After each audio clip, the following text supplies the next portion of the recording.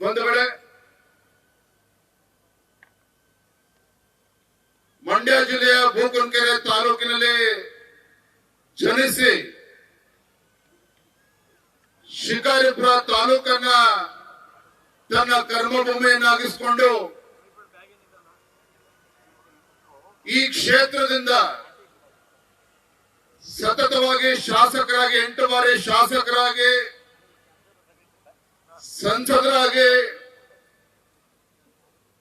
ರಾಜ್ಯದಲ್ಲಿ ವಿರೋಧ ಪಕ್ಷದ ನಾಯಕರಾಗಿ ಉಪಮುಖ್ಯಮಂತ್ರಿಗಳಾಗಿ 4 ಬಾರಿ ಮುಖ್ಯಮಂತ್ರಿಗಳಾಗಿರ್ತಕ್ಕಂಥದ್ದಷ್ಟೇ ಅಲ್ಲ, 4 ಬಾರಿ ಮುಖ್ಯಮಂತ್ರಿ ಆಗೋದ್ರ ಜೊತೆಗೆ ಕರ್ನಾಟಕ ರಾಜ್ಯಕ್ಕೆ 4ಕ್ಕೂ ಹೆಚ್ಚು ಮುಖ್ಯಮಂತ್ರಿಗಳನ್ನ ಕೊಟ್ಟಿರ್ತಕ್ಕಂಥ ಕೀರ್ತಿ ಯಾರಿಗಾರ ಸಲ್ತದೆ ಅಂತ ಹೇಳಿದ್ರೆ ಸನ್ಮಾನ್ಯ BS ಯಡಿಯೂರಪ್ಪನವರಿಗೆ ಸಲ್ತದೆ ಅನ್ನೋದನ್ನ ಈ ಸಂದರ್ಭದಲ್ಲಿ ನಾನು ಬಹಳ ಹೆಮ್ಮೆಯಿಂದ ಹೇಳಲಿಕ್ಕೆ ಇಚ್ಛೆ ಪಡ್ತೇನೆ.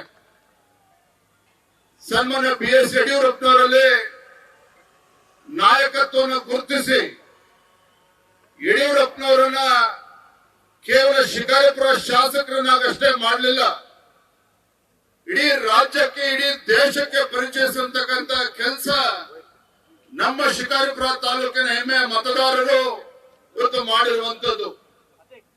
ಇವತ್ತು ವೇದಿಕೆ ಮೇಲೆ 70ಕ್ಕೂ ಹೆಚ್ಚು ನಮ್ಮ ಸಮಾಜಗಳ ವಿವಿಧ ಸಮಾಜಗಳ ಪ್ರಮುಖರನ್ನು ನಾವಿಲ್ಲಿ ಕೂರಿಸಿದ್ದೇವೆ. ಕಾರಣ ಏನಪ್ಪಾ ಅಂತ ಹೇಳಿದ್ರೆ ಸನ್ಮಾನ್ಯ BS ಯಡಿಯೂರಪ್ಪನವರಲ್ಲಿ ನಾಯಕತ್ವದ ಗುಣವನ್ನು ಗುರುತಿಸಿ ಯಡಿಯೂರಪ್ಪನವರ ನಾಯಕತ್ವವನ್ನು ಗುರುತಿಸಿದಷ್ಟೇ ಅಲ್ಲ, ಇಡೀ ರಾಜ್ಯಕ್ಕೆ ಇಡೀ ದೇಶಕ್ಕೆ ಪರಿಚಯವನ್ನು ಮಾಡಿಕೊಟ್ಟಿರ್ತಕ್ಕಂಥ ಎಲ್ಲ ನಮ್ಮ ಶಿಕಾರಿಪುರ ತಾಲೂಕಿನ ಎಲ್ಲ ಹೆಮ್ಮೆಯ ಸಮಾಜದ ಅಧ್ಯಕ್ಷರು ಗಣ್ಯರನ್ನು ಕೂಡ ನಾವು ವೇದಿಕೆ ಮೇಲೆ ಕೂರಿಸಿದ್ದೇವೆ.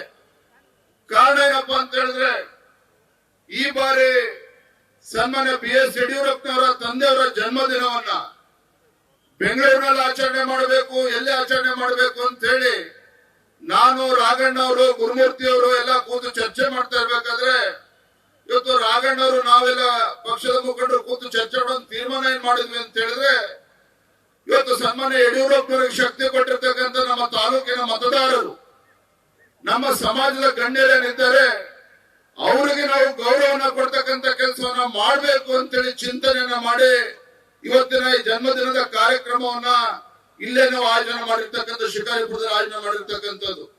ಯಾಕೆ ಅಂತ ಹೇಳಿದ್ರೆ ಇವತ್ತು ಸನ್ಮಾನ್ಯ BS ಯಡಿಯೂರಪ್ಪನವರು 5 ದಶಕಗಳ ಸುದೀರ್ಘ ಹೋರಾಟ, ಯಡಿಯೂರಪ್ಪನವರು ವಿರೋಧ ಪಕ್ಷದ ನಾಯಕರಾಗಿ ಈ ನಾಡಿನಲ್ಲಿರ್ತಕ್ಕಂಥ ಬಡವರು, ರೈತರು, ಕೂಲಿ ಕಾರ್ಮಿಕರು, ಪರಿಷ್ಠ ಜಾತಿ ಪರಿಷ್ಠ ಪಂಗಡದ ಎಲ್ಲ ಸಮುದಾಯಗಳ ಧ್ವನಿಯಾಗಿ ಹೋರಾಟವನ್ನ ಮಾಡಿರ್ತಕ್ಕಂಥದ್ದು ಒಂದು ಕಡೆ ಆದ್ರೆ, ಈ ರಾಜ್ಯದಲ್ಲಿರ್ತಕ್ಕಂಥ ಲಕ್ಷಾಂತರ ಕಾರ್ಯಕರ್ತರ ಒಂದು ತಪಸ್ಸಿನಿಂದ, ಈ ನಾಡಿನಲ್ಲಿರ್ತಕ್ಕಂಥ ಎಲ್ಲ ಜಗದ್ಗುರುಗಳು, ಹರಗುರು ಚರಮೂರ್ತಿಗಳ ಒಂದು ಆಶೀರ್ವಾದದಿಂದ, ಈ ನಾಡಿನ ನಮ್ಮೆಲ್ಲ ಪರಿವಾರದ ಎಲ್ಲ ಹಿರಿಯರ ಒಂದು ಆಶೀರ್ವಾದದಿಂದ 4 ಬಾರಿ ಮುಖ್ಯಮಂತ್ರಿ ಆಗಿ ಏನು ವಿರೋಧ ಪಕ್ಷದ ನಾಯಕರಿದ್ದಾಗ ಹೋರಾಟಗಳನ್ನು ಮಾಡಿಕೊಂಡು ಬಂದಿದ್ರು, ಏನು ಇವತ್ತು ವಿರೋಧ ಪಕ್ಷದ ನಾಯಕರಾಗಿ ಧ್ವನಿ ಇಲ್ಲದ ಸಮುದಾಯಗಳಿಗೆ ಧ್ವನಿಯಾಗಿ ಹೋರಾಟಗಳನ್ನು ಮಾಡಿಕೊಂಡು ಬಂದಿದ್ರು ಸನ್ಮಾನ್ಯ ಯಡಿಯೂರಪ್ಪನವರು, ಈ ರಾಜ್ಯದ ಮುಖ್ಯಮಂತ್ರಿಗಳಾದಂತಹ ಸಂದರ್ಭದಲ್ಲಿ ಆ ಶೋಷಿತ ಪೀಡಿತ ಸಮುದಾಯಗಳಿಗೆ, ಎಲ್ಲ ಮೇಲ್ವರ್ಗ, ಎಲ್ಲ ಸಮಾಜಗಳಿಗೂ ಕೂಡ ನ್ಯಾಯ ಕೊಡುವಂತ ಕೆಲಸ ಸನ್ಮಾನ್ಯ ಯಡಿಯೂರಪ್ಪನವರು ಮಾಡಿದ್ದಾರೆ. ತನಗೆ ರಾಜಕೀಯ ಶಕ್ತಿಯನ್ನು ಕೊಟ್ಟಂತ ರೈತರನ್ನು ಕೂಡ ಸನ್ಮಾನ್ಯ BS ಯಡಿಯೂರಪ್ಪನವರು ಮರೀಲಿಲ್ಲ. ಅದನ್ನ ಬಹುಶಃ ದೇಶದ ರಾಜಕೀಯ ಇತಿಹಾಸದಲ್ಲಿ ರೈತರ ಹೆಸರಿನಲ್ಲಿ ಪ್ರಮಾಣ ವಚನವನ್ನ ತೆಗೆದುಕೊಂಡಿರ್ತಕ್ಕಂಥ ಏಕೈಕ ಮುಖ್ಯಮಂತ್ರಿ ಈ ದೇಶ ಕಂಡಿದ್ರೆ ಸನ್ಮಾನ್ಯ BS ಯಡಿಯೂರಪ್ಪನವರು ಅಂತ ಹೇಳಲಿಕ್ಕೆ ನಮ್ಮೆಲ್ಲರೂ ಕೂಡ ತುಂಬಾ ಸಂತೋಷ ಮತ್ತು ಹೆಮ್ಮೆ ಆಗ್ತದೆ. ಬಂಧುಗಳೇ, ಇವತ್ತು ಹೆಚ್ಚು ಸಮಯವನ್ನ ತೆಗೆದುಕೊಳ್ಳದೇನೆ ಅಂತ ಸನ್ಮಾನ್ಯ BS ಯಡಿಯೂರಪ್ಪನವರನ್ನ ಇವತ್ತು ಶಿಕಾರಿಪುರ ತಾಲೂಕಿನಲ್ಲಿ ನಮ್ಮ ವಿಧಾನಸಭಾ ಕ್ಷೇತ್ರದಲ್ಲಿ 8 ಬಾರಿ ಶಾಸಕರನ್ನಾಗಿ ನಮ್ಮ ಮತದಾರರು, ನಮ್ಮ ಸಮಾಜದ ಮುಖಂಡರು ಆಶೀರ್ವಾದ ಮಾಡಿದ್ದಾರೆ. ಸನ್ಮಾನ್ಯ ರಾಘಣ್ಣ ಅವ್ರನ್ನ 1 ಬಾರಿ ಶಾಸಕರನ್ನಾಗಿ ಆಶೀರ್ವಾದ ಮಾಡಿ 4ನೇ ಬಾರಿಗೆ ಸಂಸದರಾಗಿ ಕೂಡ ನೀವೆಲ್ಲರೂ ಕೂಡ ನಮ್ಮ ಜಿಲ್ಲೆಯ ಜನ ಕೂಡ ಆಶೀರ್ವಾದ ಮಾಡಿರ್ತಕ್ಕಂಥದ್ದು, ತಾಲೂಕಿನ ಜನರು ಕೂಡ ಆಶೀರ್ವಾದ ಮಾಡಿದ್ದಾರೆ. ಅಷ್ಟೇ ಅಲ್ಲ, ಇದರ ಜೊತೆಗೆ ಪೂಜ್ಯ ತಂದೆಯವ್ರಿಗೊಂದು ರಾಜಕೀಯ ಜನ್ಮ ಕೊಟ್ಟಿರುವಂತಹ ನಮ್ಮ ಶಿಕಾರಿಪುರ ವಿಧಾನಸಭಾ ಕ್ಷೇತ್ರದಲ್ಲಿ ನನಗೂ ಕೂಡ ಒಂದು ರಾಜಕೀಯ ಜನ್ಮ ಕೊಟ್ಟಿರ್ತಕ್ಕಂಥದ್ದು ನನ್ನ ಪೂರ್ವ ಜನ್ಮದ ಪುಣ್ಯ ಅಂತೇಳಿ ನಾನಂತೂ ಭಾವಿಸಿದ್ದೇನೆ. ಹಾಗಾಗಿ ಇದೆಲ್ಲದರ ಪರಿಣಾಮವಾಗಿ ಇಂದಿನ ನಮ್ಮ ಪೂಜ್ಯ ತಂದೆಯವರ ಜನ್ಮದಿನವನ್ನ ನಮ್ಮ ಈ ಶಿವಶರಣರ ನಾಡು ಶಿಕಾರಿಪುರ ತಾಲೂಕಿನಲ್ಲಿ ಆಚರಣೆ ಮಾಡಬೇಕು ಅಂತ ಹೇಳಿ ಕಾರ್ಯಕ್ರಮ ಆಯೋಜನೆ ಮಾಡಿರ್ತಕ್ಕಂಥದ್ದು. ಇಂಥ ಸಂದರ್ಭದಲ್ಲಿ ನಾನು ಮತ್ತೊಮ್ಮೆ ವೇದಿಕೆ ಮೇಲೆ ಆಸೀನರಾಗಿರ್ತಕ್ಕಂಥ ಎಲ್ಲ ವಿವಿಧ ಸಮಾಜದ ಎಲ್ಲ ಅಧ್ಯಕ್ಷರು ಹಿರಿಯರು ತಾವೆಲ್ಲರೂ ಕೂತಿದ್ದೀರಿ.